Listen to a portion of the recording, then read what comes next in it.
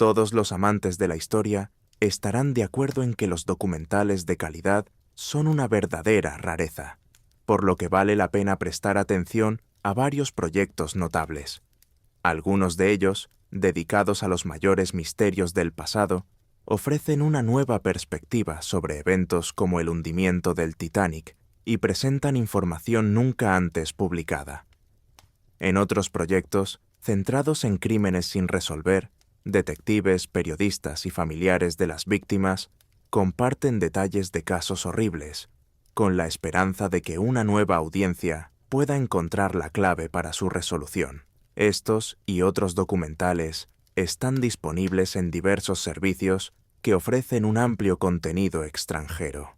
Sus bibliotecas se actualizan constantemente y abarcan todos los géneros y categorías de edad. A los espectadores se les ofrecen transmisiones de eventos deportivos de todo el mundo y películas que no tuvieron un amplio estreno en la Federación Rusa, incluyendo títulos como Lilo y Stitch, M-Tregan 2.0 y Cómo entrenar a tu dragón, así como series de los principales estudios mundiales, entre las que se pueden encontrar Fundamentos Indomables y Decker de la Resurrección. Gracias a los reproductores modernos, todo esto se puede ver en alta calidad con sonido envolvente y sin retrasos. Cada lanzamiento suele recibir un doblaje exclusivo, con una mezcla de sonido de marca y actores profesionales. Con ello, las películas nuevas se vuelven aún más vívidas y los clásicos comienzan a sonar de una manera nueva. Además, en muchos servicios no hay publicidad y las cómodas aplicaciones para dispositivos móviles permiten abastecerse de contenido con antelación para los viajes de verano. Se pueden descargar los proyectos favoritos directamente al smartphone o tableta para verlos sin conexión en un tren o avión. En 2023, la startup Magic Lab, asociada con el Instituto de Tecnología de Massachusetts, comenzó a ofrecer a las corporaciones soluciones comerciales basadas en una tecnología de hormigón revolucionaria. La marca recibió un nombre y se utiliza ampliamente en la construcción de rompeolas, puentes y presas en Italia y Estados Unidos. Las ventajas de esta tecnología son su total resistencia al agua y a la corrosión, su capacidad de autorreparación y su durabilidad de miles de años. Y todo esto con una producción más barata y ecológica. Esta tecnología es, en esencia, el hormigón romano revivido, cuyo secreto finalmente se pudo desvelar para entender por qué las construcciones romanas han durado 2000 años, mientras que el hormigón moderno se desintegra en un par de décadas debido al efecto de los cloruros en el agua. La reinvención de la receta del hormigón romano es solo una de las tecnologías de civilizaciones desaparecidas que hemos redescubierto. El mecanismo de anticitera de la antigua Grecia fue reproducido por Michael Wright en 2006, lo que provocó un auge de las computadoras analógicas que están regresando ahora mismo, como han explicado divulgadores científicos con ejemplos. El secreto del acero de Damasco también ha sido revelado, y ahora goza de una enorme popularidad en joyería e incluso en medicina.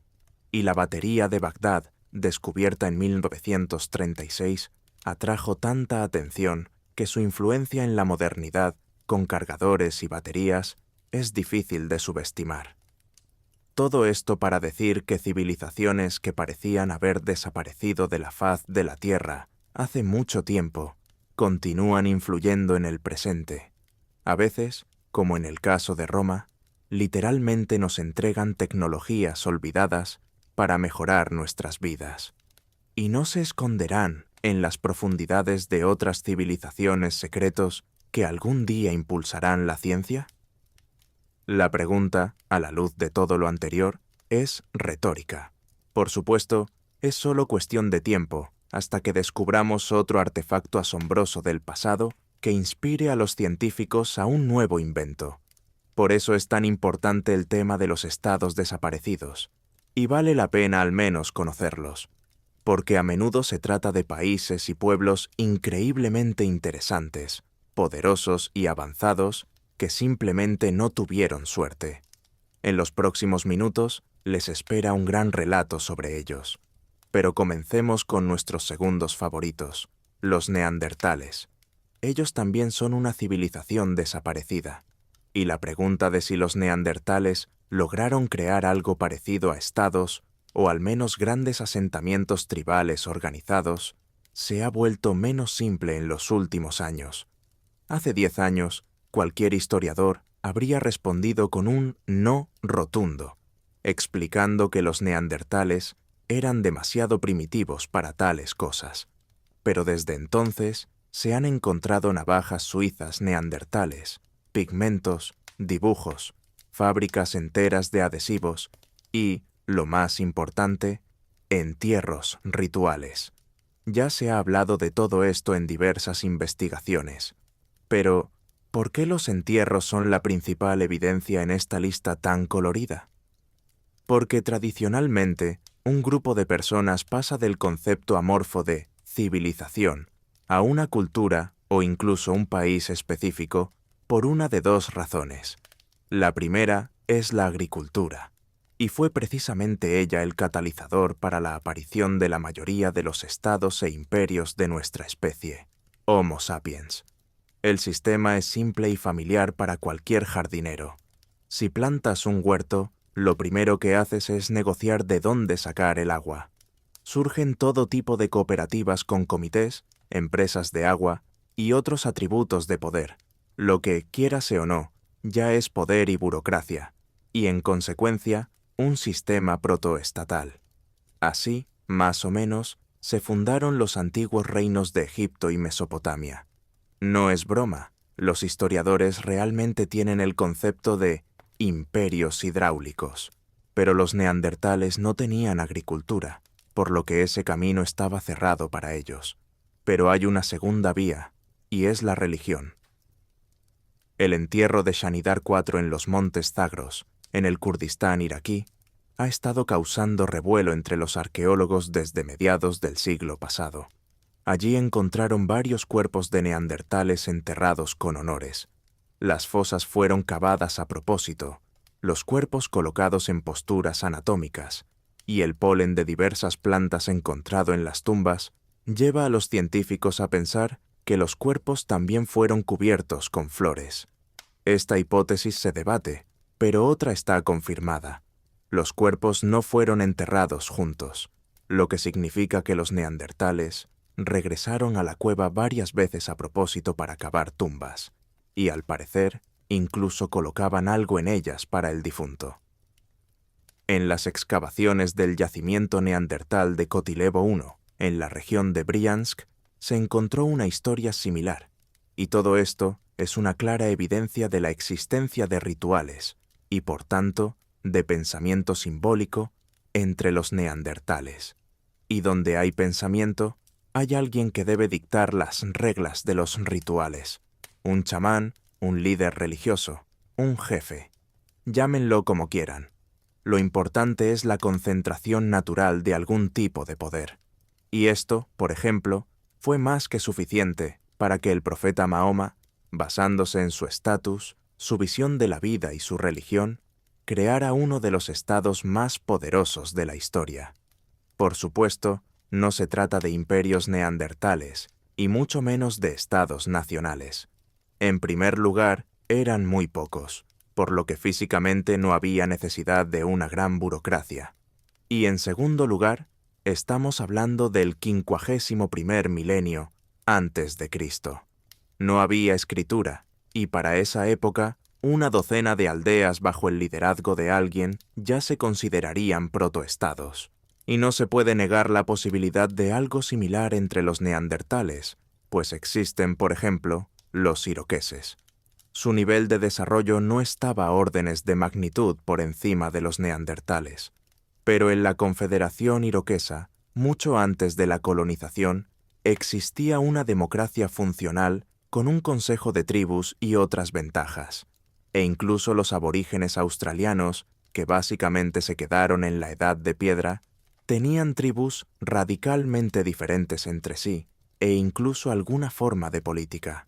En resumen, Cuando se trata de civilizaciones desaparecidas, no se debe subestimar a los neandertales. Después de todo, incluso la fecha de aparición de nuestro primer estado se retrasa constantemente en el tiempo. Hace solo 50 años, la civilización más antigua se consideraba la Sumeria, que vivió hace 5000 años. Luego, se presentaron pruebas de una antigüedad aún mayor de Egipto. Y más tarde, en los años 90, aparecieron otros candidatos y, al mismo tiempo, participantes en nuestro tema. El primero en la lista es, por supuesto, Jericó, la ciudad continuamente habitada más antigua hasta la fecha. Fue descubierta por el arqueólogo alemán Ernst Selin en 1899. Fragmento a fragmento, a finales del siglo XX, se formó una imagen que rompía con las viejas ideas sobre la antigüedad, porque Jericó es una ciudad de al menos 11.000 años de antigüedad, con casas redondas de adobe, una muralla de 2 metros de altura y una torre de piedra de 8 metros de altura. Esta última también se considera la más antigua de su tipo. No hace falta ser historiador para entender que la muralla era para la defensa. Por lo tanto, incluso en el año 9000 a.C., Jericó no era la primera de las ciudades. Ya se defendía de alguien, comerciaba con alguien y atraía ingenieros de otros lugares para la construcción centralizada de la ciudad, porque así fue. A partir de ahí, lamentablemente, solo hay conjeturas. Existe la llamada cultura natufiense. Los historiadores llaman culturas a las demostraciones evidentes de tradiciones, herramientas y prácticas similares en grandes territorios, que no podemos conectar entre sí por falta de datos. Solo sabemos que los natufienses vivían en el creciente fértil, en el territorio del actual Israel. Fueron de los primeros en domesticar perros y figuran en la lista de posibles descubridores de la agricultura. Simplemente porque el creciente fértil se llama así porque el territorio era fértil.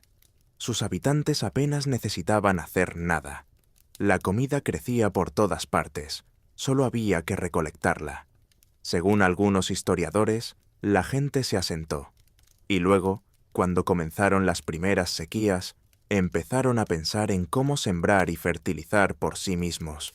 Y de nuevo, las murallas de Jericó y su construcción bastante avanzada dan motivos para creer que existían algunas formaciones protoestatales en la región. Y al fin y al cabo, los textos casi míticos de los antiguos sumerios, hebreos y otros pueblos se refieren directamente a poderosos estados de ancestros lejanos. Además de los habitantes de Jericó, podrían haber sido los de Çatalhöyük, otra ciudad que los científicos llaman despectivamente protociudad. Aunque, si se mira más de cerca, es evidente que el prefijo proto es superfluo, porque Çatalhöyük, situada en la actual Turquía, consta de 2000 casas que, según diversas estimaciones, albergaban entre 3000 y 10.000 personas. Y todo esto en el año 700-500 a.C. En aquel entonces, la población mundial era, en el mejor de los casos, de 8 millones de personas. Por lo tanto, en Çatalhöyük vivía el 0.16% de la población mundial. A modo de comparación, en la actual metrópolis de Berlín vive el 0.4% de la población del planeta. No se puede negar que a Berlín acude gente en busca de una vida mejor. Todo es relativo, y para su época, Çatalhöyük era una verdadera metrópolis a la que, obviamente, dada la menor densidad de población de la Tierra, también acudía gente. Había mucho que ver, porque Çatalhöyük era una ciudad sin puertas. Las casas de adobe estaban construidas una al lado de la otra. No tenían puertas, y la función de entrada y salida la cumplía el techo. En los tejados, al parecer, se desarrollaba toda la vida social de la ciudad. Un asentamiento tan inusual de 10.000 personas se consideraría extraño incluso hoy. Y en aquellos tiempos, es comprensible por qué su descubridor, James Mellard, lo llamó de inmediato un fenómeno cultural. En las casas, entre otras cosas, se encontraron algunos de los frescos más antiguos y todos los signos de una sociedad, ciudad o incluso región altamente organizada. porque Çatalhöyük, al igual que Jericó, no existía en un universo paralelo. Por ejemplo, en los alrededores de la ciudad no hay obsidiana, pero se encontraron adornos y herramientas de este material, lo que significa que se comerciaba con él. El lugar más cercano con este recurso es Capadocia, y se ha encontrado obsidiana de allí no solo en Çatalhöyük, sino también en el sur del Levante. Así que tenemos pruebas claras de la existencia de una metrópolis que comerciaba con sus vecinos, fue conquistada periódicamente y se desarrolló culturalmente. Entonces, ¿por qué los científicos todavía no consideran a Çatalhöyük o Jericó como representantes del primer estado del planeta? Porque, lamentablemente, no tenían escritura. Se considera una característica clave de un estado. Pero aquí hay matices, porque en la definición de estado, la escritura juega un papel en la transmisión de conocimientos y burocracia de generación en generación. Pero al mismo tiempo, se consideran estados los imperios de Alejandro Magno y Genghis Khan, que se desmoronaron inmediatamente después de sus muertes. Y por otro lado, no se considera un estado a Caral Supe, una cultura de Perú del sexto milenio antes de Cristo. Aunque allí hay una capital, Caral, con pirámides de 18 metros, anfiteatros, plazas para reuniones e influencia sobre toda una región. En resumen, aquí, lamentablemente, no es como en la astronomía, donde la definición de planeta es fácil de formular, aunque incluso allí hay problemas con Plutón. Y en la cuestión del primer estado, la cosa es aún peor. Existe, por ejemplo, la cultura de Tripilia, en el territorio de las actuales Moldavia, Rumania y Ucrania. Más de 1000 asentamientos, algunos de 400 hectáreas y con una población de 15.000 personas. Cientos de casas, incluyendo edificios de varios pisos, agricultura, gobierno centralizado y otros atributos de un estado. Hace ya 7.000 años.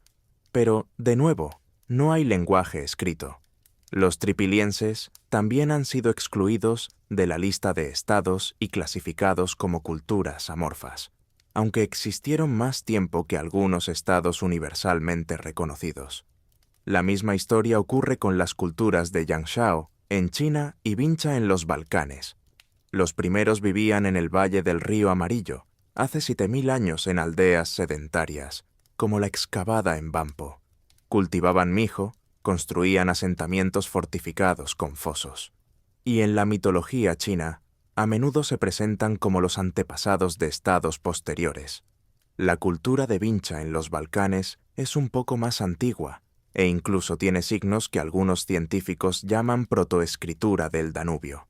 La tablilla de Dispilio, encontrada en 1993, casi parece un alfabeto, y el punto de esta historia es que la cuestión del estado más antiguo, y mucho más de la civilización más antigua, sigue abierta.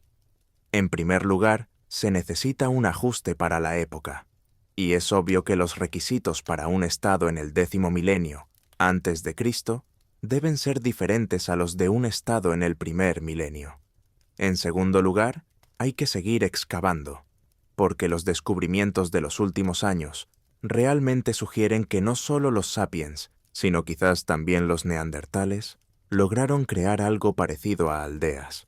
Y en tercer lugar, se necesita la atención del público para que los historiadores reciban financiación para estas investigaciones. Ahora, pasemos a formaciones estatales más tardías y claramente definidas, de la Liga Hanseática a Texas. ¿Y si les dijéramos que en Europa existió durante 200 años un enorme estado gobernado por campesinos? ¿O que podría haber habido 2 Texas en el planeta, pero uno no sobrevivió? Y la Liga Hanseática fue uno de los estados más poderosos del planeta, y es casi seguro que ni siquiera han oído hablar de ella. Comencemos con la Hansa. Por el nombre, probablemente adivinaron que se trata de los alemanes. Sus tribus causaron grandes problemas al Imperio Romano, y tras su retirada de Europa, fundaron decenas de estados, repúblicas e incluso a veces imperios. Todos fueron efímeros y en su mayoría fuera del alcance de los grandes actores. Los asentamientos alemanes existían como ciudades-estado. Dortmund, Hamburgo, Bremen, Hannover. Casi todos estos nombres han llegado desde la Edad Media hasta nuestros días. Y otras decenas no lo hicieron, porque fueron destruidas. Porque después de la era vikinga, los jóvenes microestados se enfrentaron a un gran problema. Sobrevivían del comercio y casi ninguna ciudad podía garantizar su seguridad en un entorno de creciente poder de piratas y bárbaros. Fue entonces cuando a los alemanes del norte se les ocurrió una idea interesante: comerciar juntos, defenderse juntos y controlar los precios juntos. Hamburgo y Lübeck, Lübeck y Wismar, Rostock y Lüneburg firmaron tales tratados bilaterales.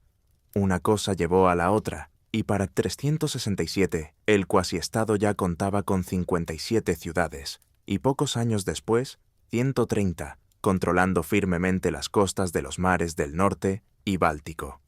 Sobre el papel, cada ciudad libre tenía sus propias leyes, y la mitad estaba subordinada al Sacro Imperio Romano Germánico. Pero en realidad, la Liga Hanseática era una entidad independiente y seguía su propia política. La Dieta Hanseática se celebraba en Lübeck, que se convirtió en la capital de la formación. Todos los decretos se enviaban a las ciudades, comenzando con la frase «La Hansa y Lübeck han decretado». Y aquí es donde comenzó lo más interesante. Tan pronto como ganó fuerza, en el siglo XIV, la Hansa infligió una severa derrota a un estado bastante serio, Dinamarca. La Unión de Ciudades Libres eligió un método elegante. Simplemente juntaron dinero, contrataron una flota y un ejército, y destrozaron a un país entero. Tanto es así que Dinamarca cedió a la Hansa el control total del comercio en el mar Báltico, y el mar del norte ya estaba bajo su control. El resultado fue un monstruo con sucursales en Londres, Brujas, Venecia y, sorprendentemente, en Novgorod. La Hansa era el principal socio comercial de los eslavos. Comerciaba con los cimientos sobre los que más tarde se construiría el Imperio ruso. En Novgorod había un patio alemán. Los trabajadores de la Hansa fundaron factorías, y en el siglo XV, Iván IV incluso concedió a la Hansa el derecho al comercio libre de impuestos. En el apogeo de su poder en 1388, la Hansa impuso condiciones favorables incluso a Inglaterra, obteniendo privilegios comerciales en Europa. El secreto de tal éxito eran las órdenes de caballería. Como república comercial, la Hansa pagaba generosamente a los caballeros teutónicos y a otros para que defendieran sus intereses puramente comerciales. Estos intereses incluyeron la conquista de Prusia y otras regiones que la Hansa se anexionó, viviendo con un estatus respetado en Europa durante más de 200 años. Solo en el siglo XV, Inglaterra finalmente doblegó a la Hansa, primero por medios comerciales y luego por la fuerza. Sin embargo, las dietas hanseáticas continuaron celebrándose hasta 1669, después de lo cual las ciudades se separaron definitivamente. Pero, ¿saben qué es aún más increíble? Que en el mismo lugar de la Hansa, 500 años antes de su formación, existió durante 200 años un estado aún más extraño y descabellado. Esta vez, sin concesiones. Frisia no era una unión de ciudades libres, sino un verdadero reino oficial con su propia historia, tradiciones y leyendas. Según ellas, durante el período de las grandes migraciones, a mediados del primer milenio de nuestra era, la tribu germánica de los frisones tenía un rey llamado Audulf. Él llevó a su tribu a los ríos de los actuales Países Bajos.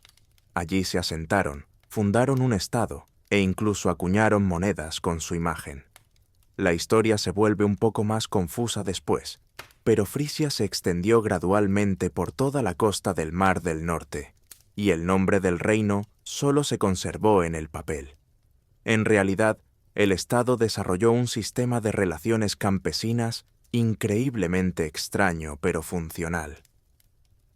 En una época en que la caballería y el feudalismo ganaban terreno en Europa, de alguna manera inexplicable, en Frisia ocurrió lo contrario. Había nobleza y ciudadanos, pero eran pocos, y el poder principal estaba en manos de los campesinos. Eran ellos quienes, en asambleas ordinarias, determinaban la política del Estado.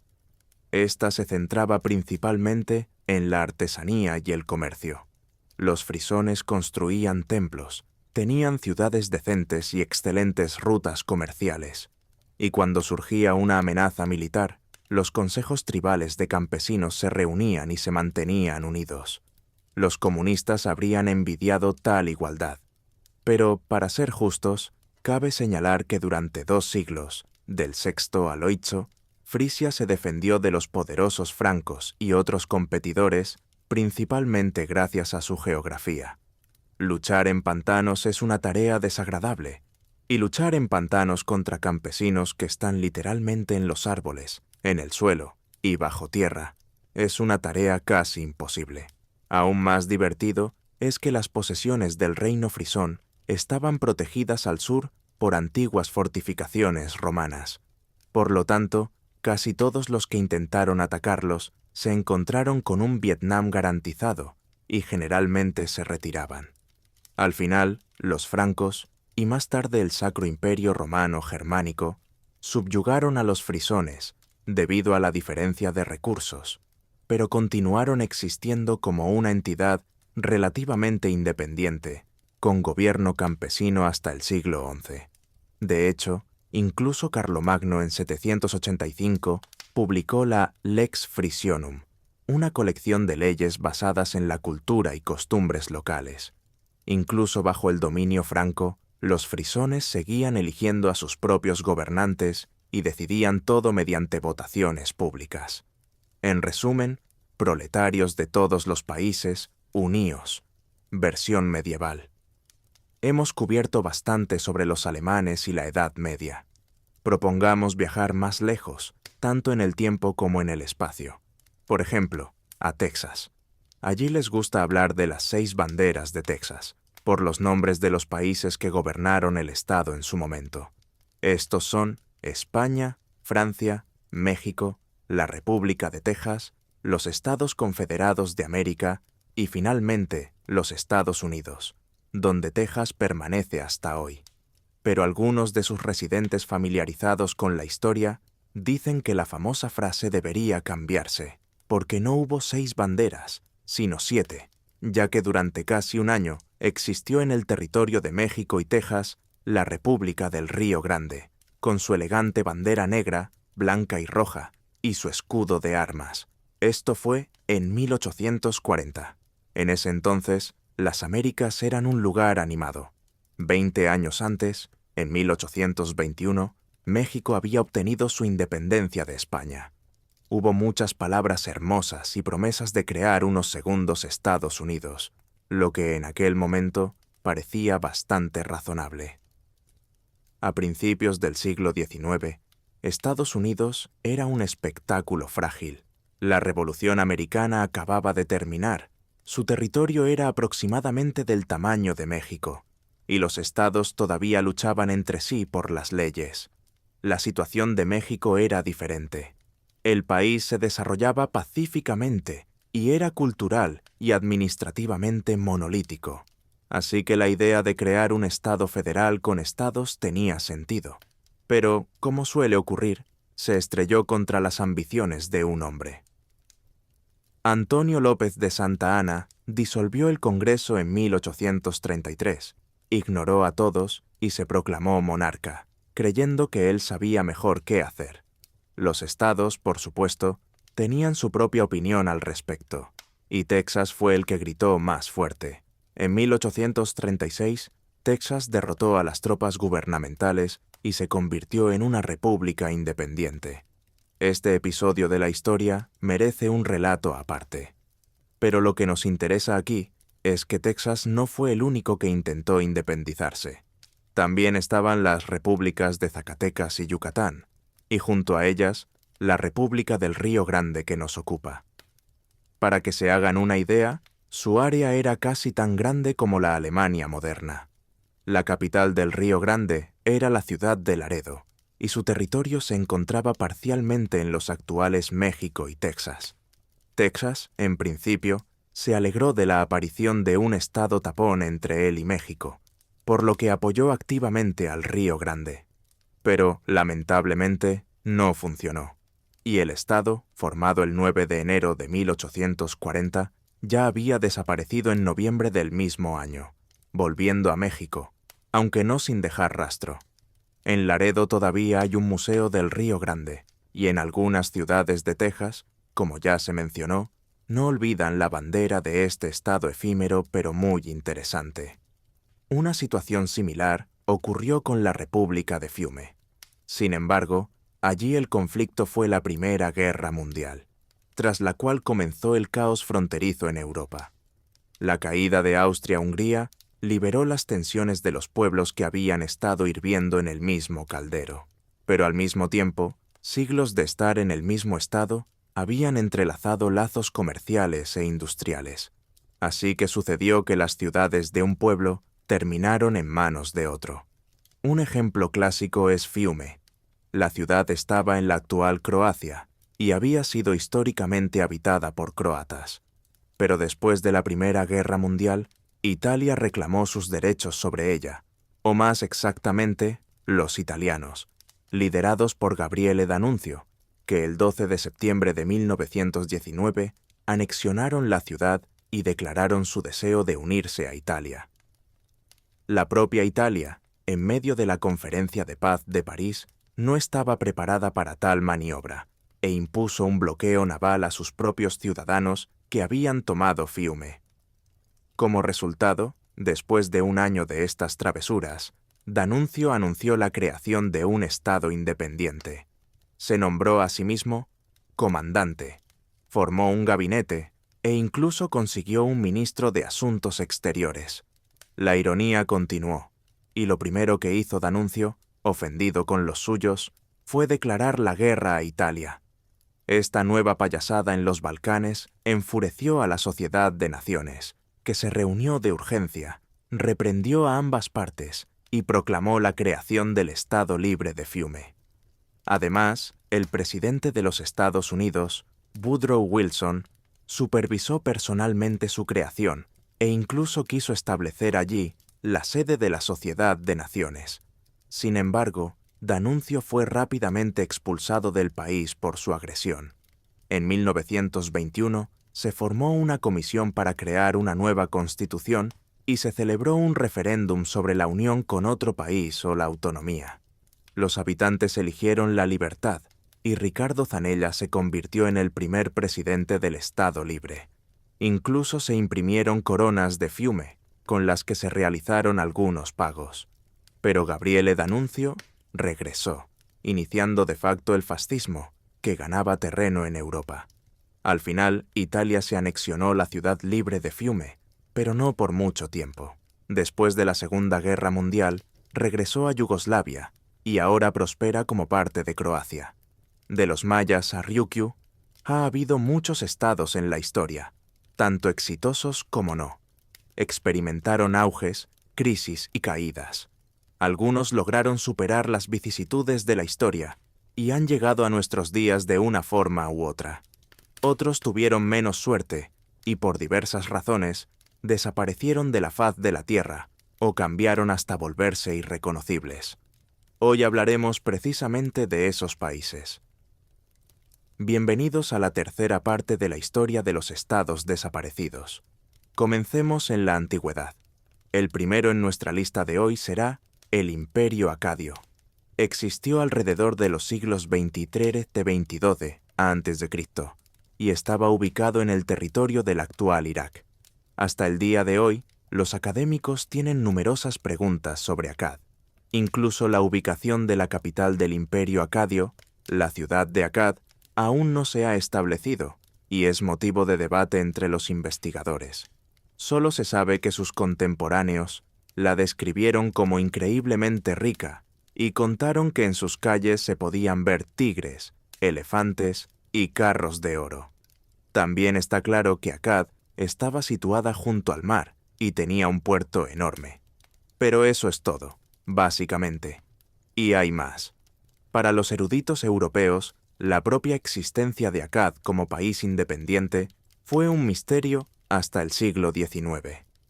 Esto se debe a que las principales fuentes para el estudio de la historia de Mesopotamia son los documentos de la antigua Grecia, los escritos de los babilonios y, sorprendentemente, la Biblia. Pues bien, no existían fuentes griegas ni babilónicas durante la existencia de Akkad.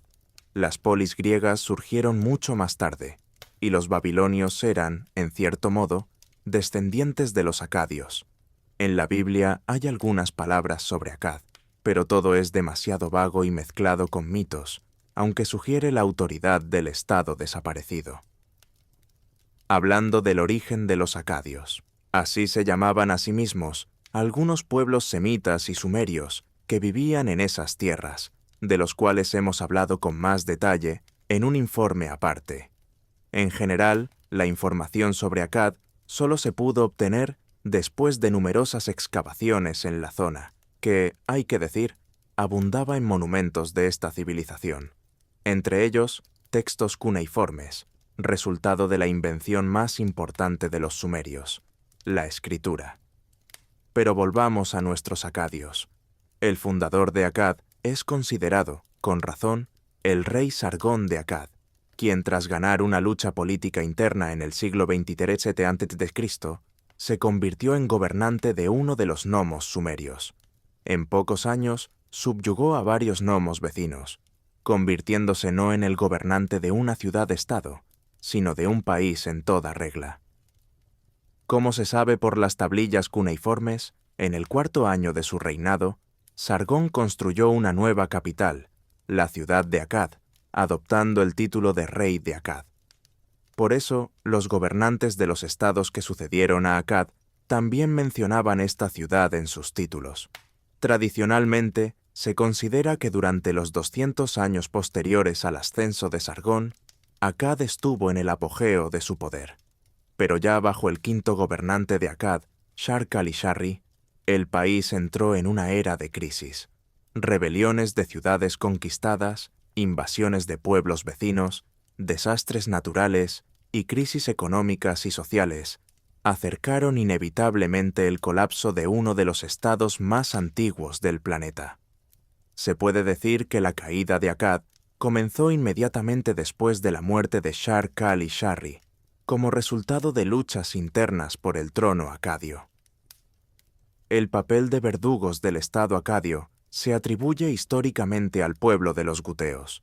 Desafortunadamente, debido a la casi total ausencia de fuentes escritas, se sabe muy poco sobre este pueblo. Y así tenemos un curioso cruce, donde un estado desaparecido destruyó a otro. Lo único que se ha establecido con certeza es que los guteos, al igual que los mongoles de la Horda de Oro, aterrorizaban a todos los pueblos a su alcance. Uno de esos pueblos fueron precisamente los acadios. Se cree que alrededor de la década de 2130 a.C., los guteos destruyeron finalmente el reino fundado por Sargón. La contribución de los acadios a la historia es difícil de subestimar. Fueron ellos quienes sentaron las bases de la estatalidad en Mesopotamia, donde más tarde surgieron los imperios asirio y babilónico, que en cierto modo pueden considerarse sucesores de los acadios. De hecho, las fuentes oficiales actuales nombran a Akkad como el estado más antiguo de Mesopotamia. Nuestros siguientes protagonistas serán los mayas, cuya formación como grupo étnico comenzó poco después del fin de Akkad, alrededor del año 2000 a.C. Las tribus mayas ocuparon los territorios del sur de México, Guatemala, Belice, Honduras y El Salvador actuales. La historia de los mayas como estado separado se suele dividir en varios períodos: 3 preclásicos, 2 clásicos y un período de decadencia.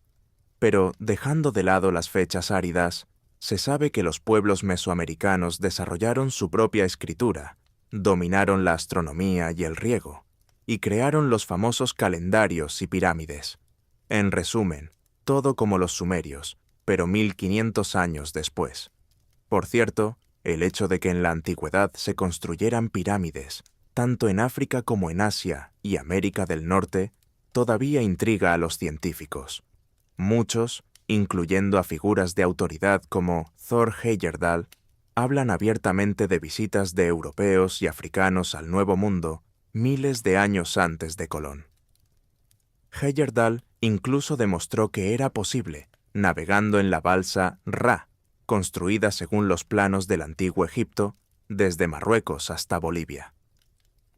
El comienzo del apogeo del Estado maya se considera el llamado período clásico temprano, entre los años 250 y 600 d.C. Esto está relacionado con el establecimiento de la ciudad de Tikal como la clave del imperio maya. Allí se producían libros, tenían su propio sistema de conteo basado en los números 20 y 13, y conocimientos de astronomía que en algunos aspectos superaban a los del Viejo Mundo. El florecimiento de los mayas continuó hasta el siglo X d.C., cuando la poderosa civilización decayó repentinamente y, en su mayor parte, simplemente desapareció. ¿Cómo pudo desaparecer un imperio así, que erigió pirámides grandiosas, estatuas majestuosas y, en general, era bastante avanzado para su época? Lamentablemente, ni nosotros ni los científicos podemos dar una respuesta precisa. La cuestión de la desaparición de los mayas sigue siendo objeto de numerosos debates.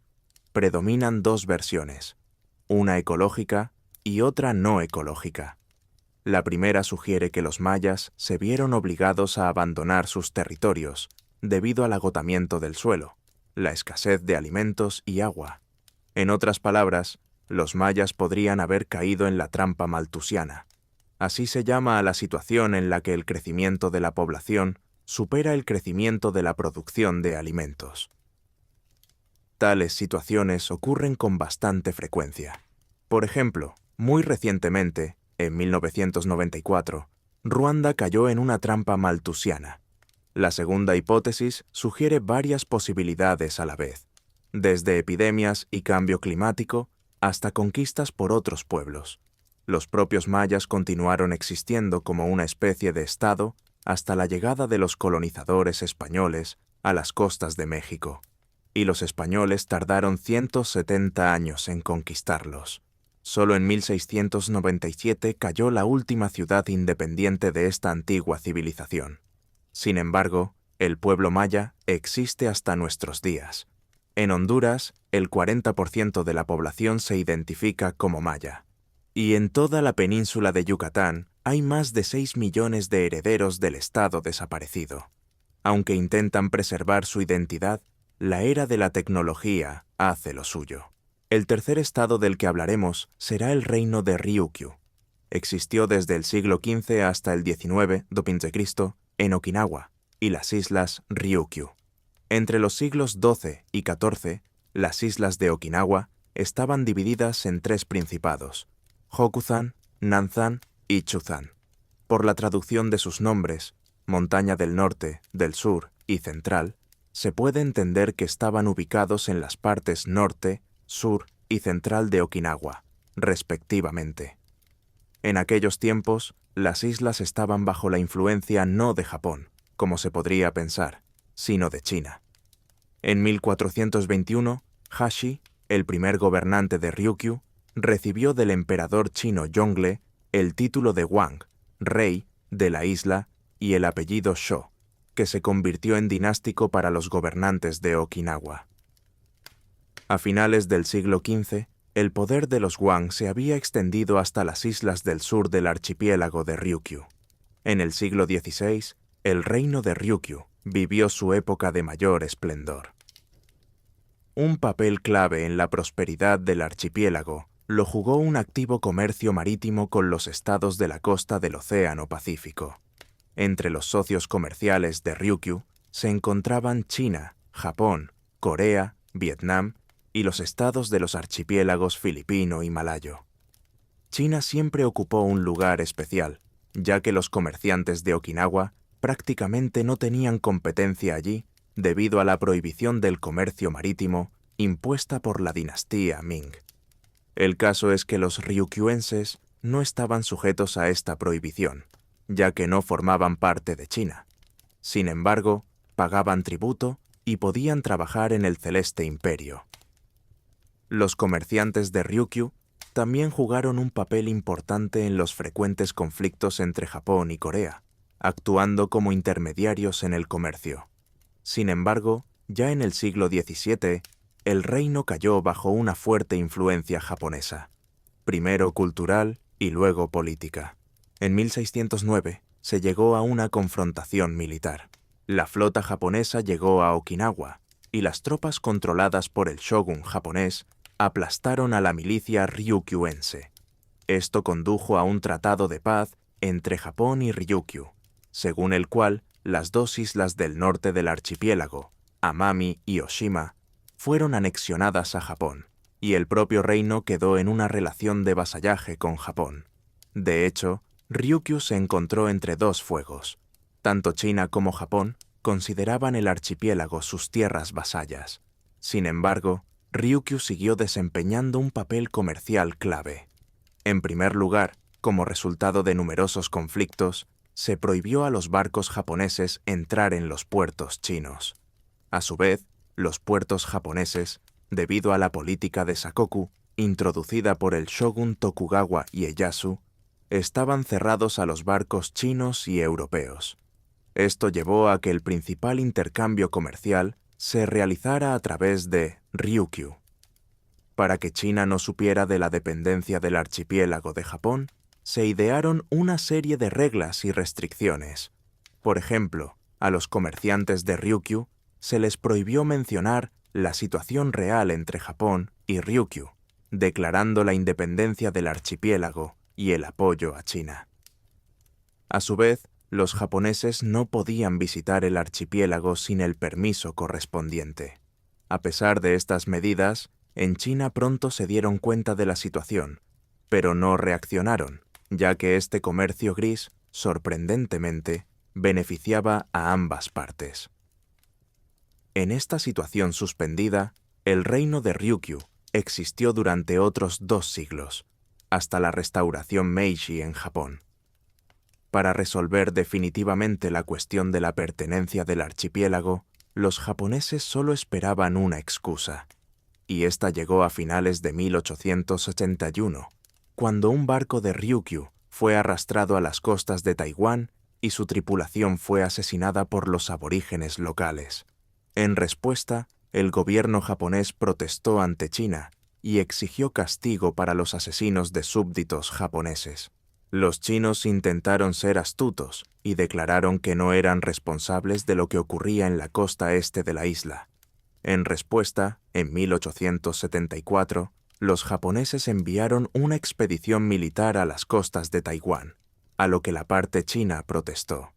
Como resultado, se firmó un tratado según el cual los marineros de Ryukyu asesinados fueron declarados súbditos japoneses. Los representantes británicos, que actuaban como observadores, también estuvieron de acuerdo con esta formulación. Así, de jure, el reino de Ryukyu pasó a formar parte de Japón. De facto, los ryukyuenses intentaron retrasar al máximo el proceso de transición bajo la bandera japonesa. Pero estos intentos también fueron sofocados con el desembarco de tropas japonesas en el archipiélago en 1879. Desde entonces, el archipiélago de Ryukyu forma parte de Japón como la prefectura de Okinawa y parte de la prefectura de Kagoshima, y desempeñó un papel muy importante en la Segunda Guerra Mundial. ¿Han oído hablar de la batalla de Okinawa?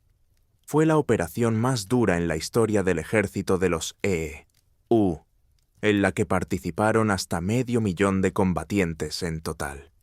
Ahora saben que en ese momento, Okinawa solo llevaba 70 años formando parte de Japón, y antes de eso era un estado completamente independiente. De Sajonia a Sikkim Sarawak, Sikkim, Sajonia. Para muchos, estas palabras no significan nada. Arreglemos eso. Nuestra lista la abre el reino de Sajonia. Ahora es un estado federado dentro de Alemania. Sin embargo, como gran parte del territorio de la RFA, Sajonia fue durante mucho tiempo un estado independiente. Por cierto, esta Sajonia no tiene nada que ver con los sajones que participaron en la formación de Inglaterra. Antiguamente, esta tierra se llamaba Meissen, y el título de Sajonia le llegó en el siglo XV del Ducado de Sajonia-Wittenberg. Como muchos otros reinos alemanes, fue fundado como resultado de la caída del Sacro Imperio Romano Germánico en 1806, después de la batalla de Austerlitz. Sajonia, como muchos otros reinos recién formados, luchó del lado de Francia hasta 1813, pero la suerte le dio la espalda. Tras la derrota de Napoleón, Sajonia fue ocupada primero por tropas rusas y luego por Prusia. La situación de los reinos alemanes profranceses era poco envidiable. En Viena se celebró un congreso para redibujar el mapa de Europa tras las guerras, y, por supuesto, se olvidaron de pedir la opinión de los estados pequeños. Prusia quería anexionarse más territorios alemanes, pero Francia intervino, ya que no le convenía un vecino tan fuerte. Era mucho más ventajoso tener muchos pequeños y débiles. Como resultado, Sajonia y otros reinos como Baviera, Westfalia, Württemberg, entre otros, se unieron a la Confederación Germánica, liderada por Austria. Sajonia, aunque perdió el 40% de su territorio, conservó una independencia bastante tangible. Tenía su propia moneda, ejército y política exterior. En 1831, como resultado de huelgas liberales, Sajonia adoptó una constitución, reemplazando el absolutismo anterior. Durante la guerra con Prusia en 1866, el país luchó del lado de Austria y perdió, entrando en la esfera de influencia del norte, pero conservando de nuevo su independencia. Lo mismo ocurrió en 1871, cuando Sajonia se unió al Imperio alemán. Aunque ya no tenía un ejército y una moneda completamente propios, Sajonia todavía se consideraba un reino. Tenía su propio monarca, constitución y política exterior. La historia del reino de Sajonia terminó definitivamente con la caída del Imperio alemán en 1918. Tras la abdicación del rey, Sajonia se unió a la República de Weimar como el Estado Libre de Sajonia. Desde Europa Central nos trasladamos suavemente al Himalaya. Aquí, durante más de 300 años, existió un pequeño principado budista, Sikkim. Según la leyenda, la aparición de un estado en este lugar fue predicha por el gurú tibetano Rinpoche en el siglo VIII, y en el siglo XIV, el príncipe tibetano Kye Bumsa peregrinó aquí y se quedó. Su descendiente de la 13ª generación, Phuntsok, fue proclamado monarca local en 1642 con el apoyo de los lamas, iniciando la dinastía Namgyal, que duraría hasta el final de la existencia de Sikkim en 1975. En el idioma local de Sikkim, el país se llamaba Dremoshong. La ubicación geográfica del estado no es envidiable. Siempre estuvo atrapado entre Nepal y Bután, con los que libró guerras durante casi toda su historia. El primer gran conflicto de este tipo comenzó ya en 1700, bajo el tercer Chogyal, Chakdor, cuya hermanastra, con el apoyo de Bután, intentó derrocarlo. Sikkim fue ocupado durante la siguiente década y liberado por las fuerzas de su hermano mayor, el Tíbet. El siglo XVIII transcurrió de forma igualmente turbulenta, y al final Sikkim perdió casi todos sus territorios iniciales. En el siglo XIX, Sikkim encontró un nuevo e inesperado aliado, Gran Bretaña. A principios de siglo, Nepal atacó a Sikkim, pero este fue salvado por la Compañía Británica de las Indias Orientales. No hay que pensar que los compasivos británicos ayudaron a un principado pequeño e indefenso. Los europeos tenían sus propios intereses. Sikkim cayó en la esfera de influencia del imperio y se convirtió en el principal centro de comercio y comunicación diplomática de los británicos con el Imperio Qing de China. Las relaciones se deterioraron a finales de la década de 1840, cuando 2 viajeros británicos fueron encarcelados por cruzar la frontera incorrectamente, lo que desembocó en varias campañas militares. Como resultado, Sikkim perdió aún más territorios, consolidando definitivamente su estatus de protectorado de la India británica.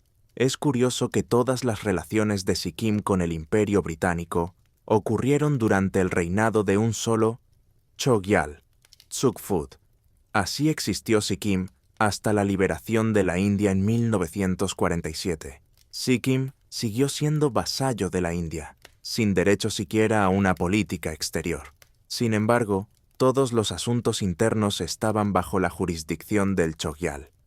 En 1950 hubo un referéndum en Sikkim sobre la adhesión a la India, pero la población se opuso. Sin embargo, 25 años después, a petición de la oposición de Sikkim, el ejército indio entró en el país y la población del Principado montañoso votó a favor de la adhesión. Actualmente, Sikkim es el 22º estado de la India y un destino turístico muy popular por sus hermosos paisajes de montaña y los adorables pandas rojos, considerados su mascota local. Es curioso que, debido a las tensas relaciones con la India, China no reconoció la anexión de Sikkim hasta la década de 2000. Por ello, ni siquiera podía presentar reclamaciones cuando los tibetanos cruzaban ilegalmente la frontera para peregrinar. Finalmente, China reconoció el control indio sobre Sikkim a cambio de que la India reconociera el control chino sobre el Tíbet. Continuemos por Asia. Esta vez, examinemos un caso bastante curioso. En 1839, James Brooke, un exfuncionario de la Compañía de las Indias Orientales y aventurero, llegó a las costas de Brunei, que en aquel entonces era un sultanato independiente. Justo en ese momento, había una rebelión de tribus locales en la isla de Borneo, y Brooke amablemente ayudó al sultán, recibiendo a cambio el título de Rajá y el cargo de gobernador de Sarawak. Arremangándose, James comenzó a poner orden entre las tribus locales, fundando la llamada dinastía de los Rajás blancos y convirtiéndose en el monarca de pleno derecho de Sarawak. Gran Bretaña, de la que Brooke era ciudadano, no convirtió a Sarawak en su colonia, pero lo apoyó en el restablecimiento de la paz en la región, ya que al imperio le convenía deshacerse de la piratería. Brooke utilizó métodos bastante duros, sin rehuir la costumbre de la caza de cabezas de la tribu Dayak, que estaba bajo su mando. En 1846, obligó por la fuerza al sultán de Brunei a reconocer su independencia, y en 1863 la corona británica hizo lo mismo. Sarawak incluso tenía su propio dólar. Sin embargo, el siguiente Rajá ya no fue tan favorable a Gran Bretaña, convirtiendo a Sarawak en un protectorado y expandiendo considerablemente los territorios de su reino, absorbiendo prácticamente el sultanato original. Pero los pueblos locales ya comenzaban a perder su favor hacia sus amos blancos. Desde finales del siglo XIX, las rebeliones eran algo común. La situación se tensó especialmente durante la Gran Depresión, ya que la economía de Sarawak se basaba en la exportación de recursos. En septiembre de 1941, Sarawak celebró el centenario del gobierno de los Rajás blancos, y en diciembre llegaron los japoneses. Sarawak se rindió casi de inmediato, y el Rajá, Charles Vyner Brooke, partió hacia Australia. En esencia, aquí terminó la historia de este insólito estado. Los soldados japoneses permanecieron en Sarawak incluso después de la capitulación, y cuando fueron finalmente expulsados, el Rajá entregó Sarawak completamente al poder del Imperio británico. Esto provocó años de protestas y un fuerte movimiento por la independencia. Finalmente, en 1963, Sarawak se unió a Malasia, de la que sigue formando parte. Nos trasladamos al oeste, a África. Aquí, en el territorio del actual Benín, existió una vez el reino de Dahomey. En el lejano 1620 fue fundado por las tribus locales Aja, y el reino prosperó vendiendo esclavos a los europeos. De hecho, esa zona se conocía entonces como la Costa de los Esclavos. una quinta parte de todos los esclavos entre los siglos XV y XIX fue sacada de aquí. A menudo los esclavos se intercambiaban por joyas que adornaban el palacio real, y más a menudo por armas de fuego, con las que Dahomey libraba guerras de conquista, subyugando a tribus y estados vecinos. Su principal rival era el vecino imperio de Oyo.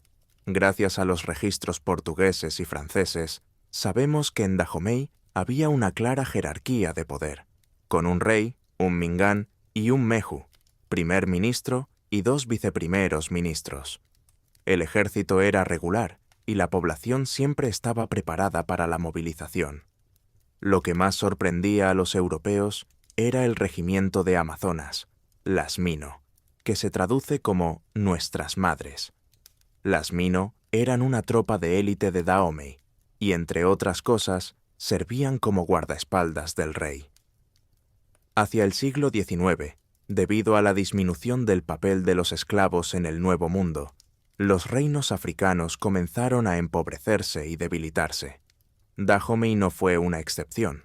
Además, los europeos comenzaron a colonizar África poco a poco, aunque Dahomey resistió durante mucho tiempo. En 1890, el rey Behansin decidió atacar primero e incluso tuvo cierto éxito en la primera guerra franco-dahomeyana, tras la cual Francia, aunque se anexionó 2 ciudades portuarias, se vio obligada a pagar a Dahomey 20.000 francos al año.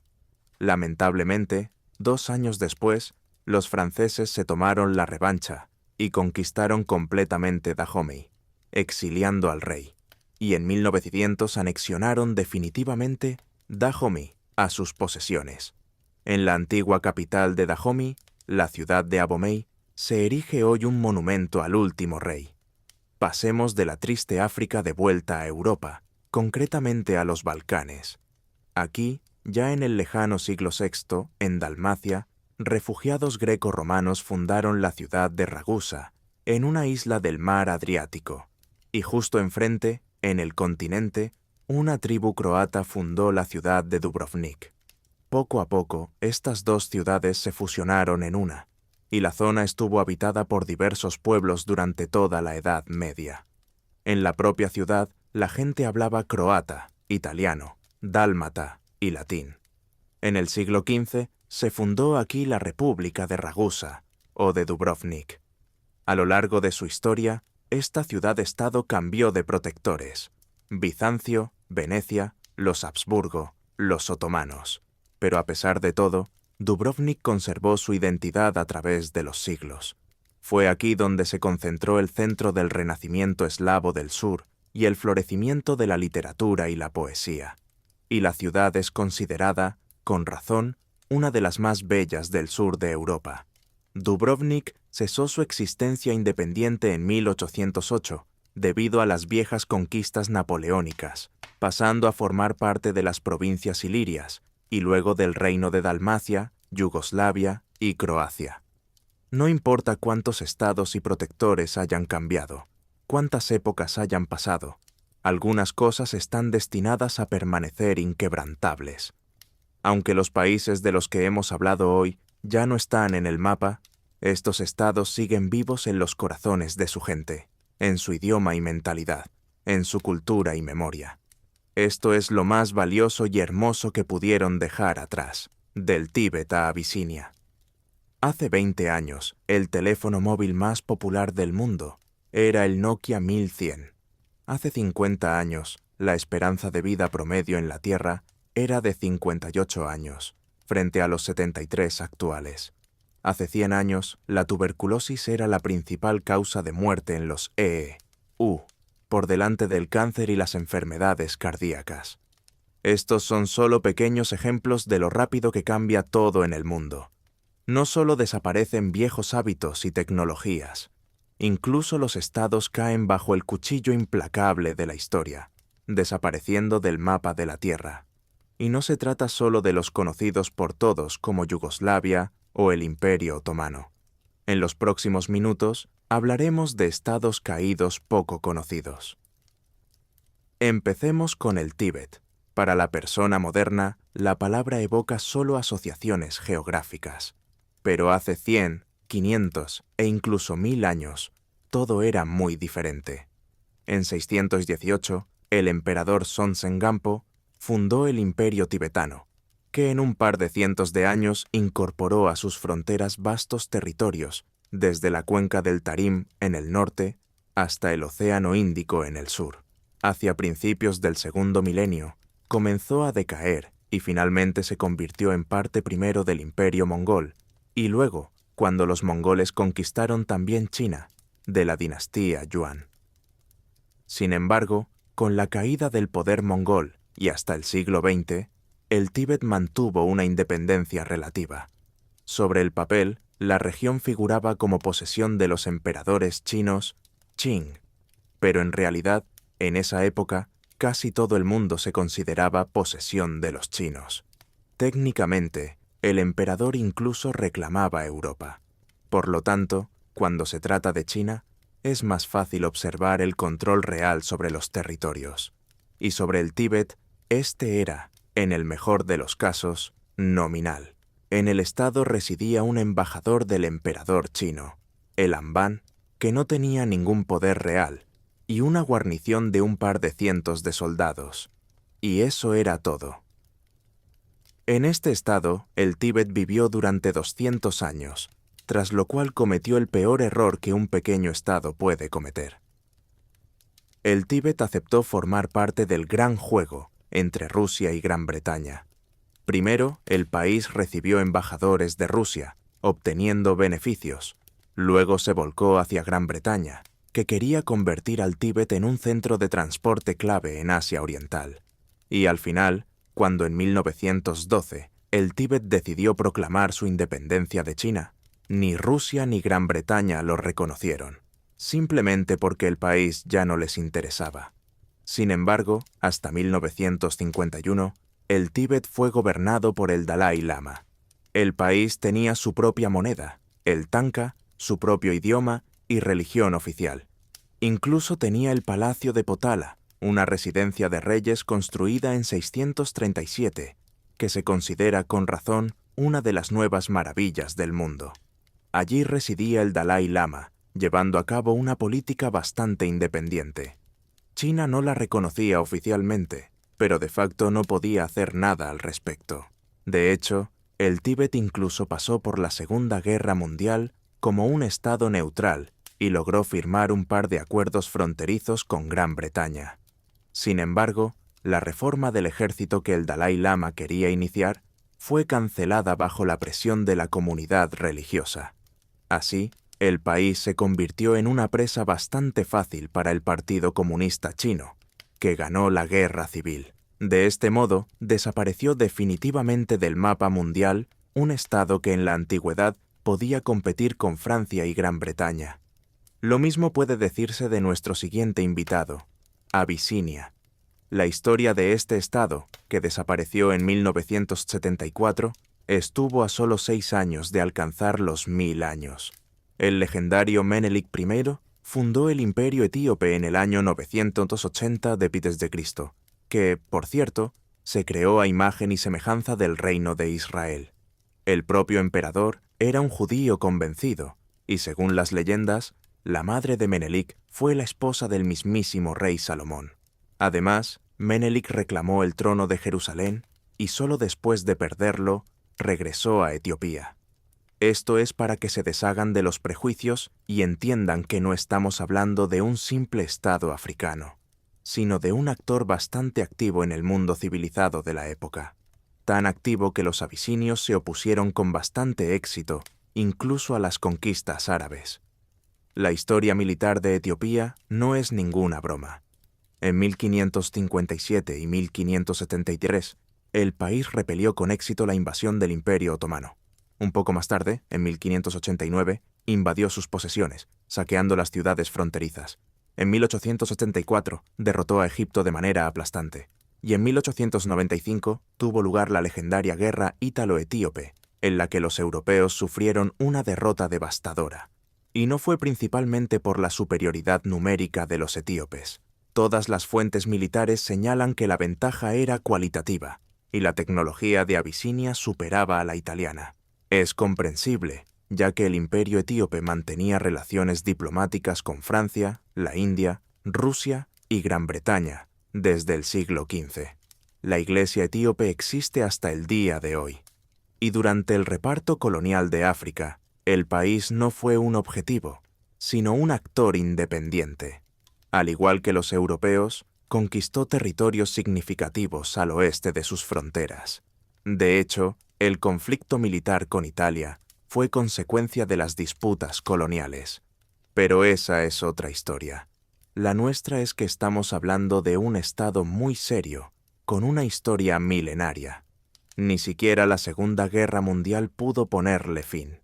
Italia logró conquistar Etiopía antes de la guerra, pero en noviembre del 41 ya había sido expulsada vergonzosamente del país y de África en general. El fin de Abisinia llegó en 1974, cuando el último emperador, Haile Selassie, fue depuesto. La junta militar que llegó al poder inició un proceso de inestabilidad que continúa hasta hoy. Y en el mapa apareció la República Democrática de Etiopía, cuyas fronteras siguen siendo un tema muy controvertido. De la eternidad pasemos a la burocracia, y fue ella la que permitió que en 1816 surgiera un estado verdaderamente único, Moresnet Neutral. Pocos han oído hablar de él, lo cual no es de extrañar, ya que se trata de 3,5 kilómetros cuadrados de tierra entre las actuales Alemania, Bélgica y los Países Bajos. Es más pequeño que el Central Park de Nueva York, pero la historia de Moresnet es mucho más rica. Comenzó con Napoleón y el Congreso de Viena de 1815.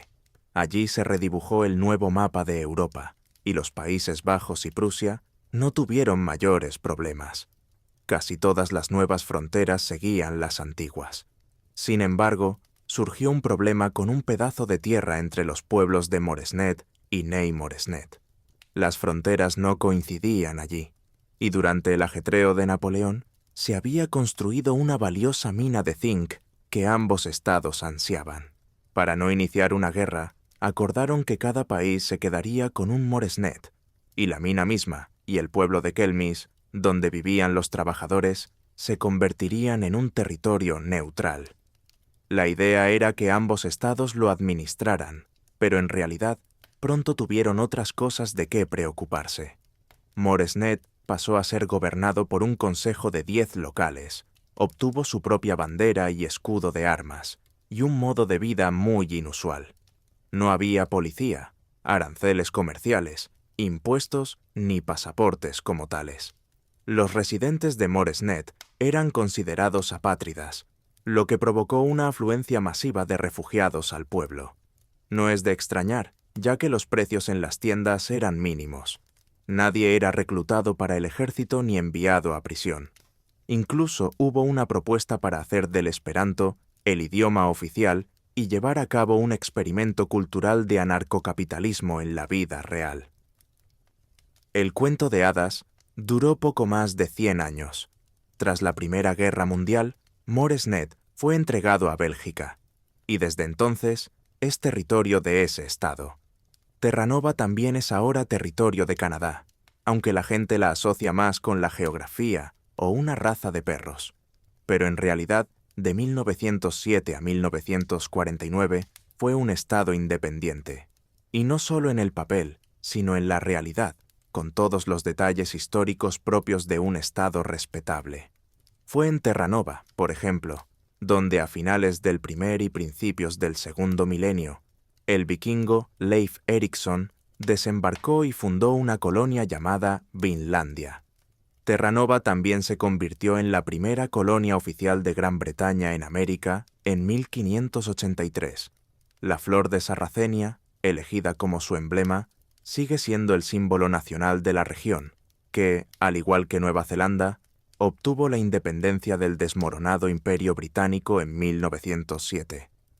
Canadá era entonces simplemente un estado vecino de Terranova, al igual que Australia es ahora vecina de Nueva Zelanda. La isla tenía una infraestructura bastante desarrollada con ferrocarril, puertos y carreteras.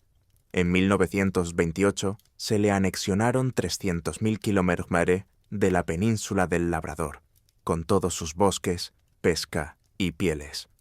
Las monedas de Terranova no son particularmente caras para los numismáticos hoy en día, ya que se acuñaron bastantes en medio siglo. Incluso tenía una nación titular en los católicos irlandeses, que constituían la mitad de la población. Pocos en América podían presumir de algo así en esa época, ya que el continente era una mezcla de refugiados europeos. El principal producto de exportación de Terranova era el bacalao. Gracias a la ausencia de aranceles, se suministraba en grandes cantidades a los EU. Pero, lamentablemente, los bajos impuestos y aranceles le jugaron una mala pasada al país. La crisis mundial de los años 20 y 30 prácticamente destruyó la economía de Terranova. El país se endeudó tanto que volvió a pedir a una comisión británica que lo gobernara, y en 1949 celebró un referéndum sobre la adhesión a Canadá. Curiosamente, la decisión se tomó por un margen mínimo de votos. El 48% de los habitantes de Terranova quería seguir siendo independiente. El resultado lo decidió una diferencia del 4%, y el siglo XX se llevó otro estado del mapa mundial. Un destino similar aguardaba al sultanato de Zanzíbar, que en 1963 se unió a Tanganica para formar el estado de Tanzania. Zaire se convirtió más tarde en la República del Congo. Bengala fue dividida entre la India y Pakistán, de donde nació Bangladesh. Nueva Granada se conoció como Colombia, y Rodesia se convirtió en Zimbabue. Y esto, junto con las transformaciones que hemos descrito en detalle, es solo una pequeña parte de los cambios en el mapa político del planeta en el siglo XX. La caída de los imperios otomano y austrohúngaro, la desintegración de Checoslovaquia y Yugoslavia y la reunificación de Alemania son solo una pequeña parte de la discoteca histórica que tuvo lugar en el planeta.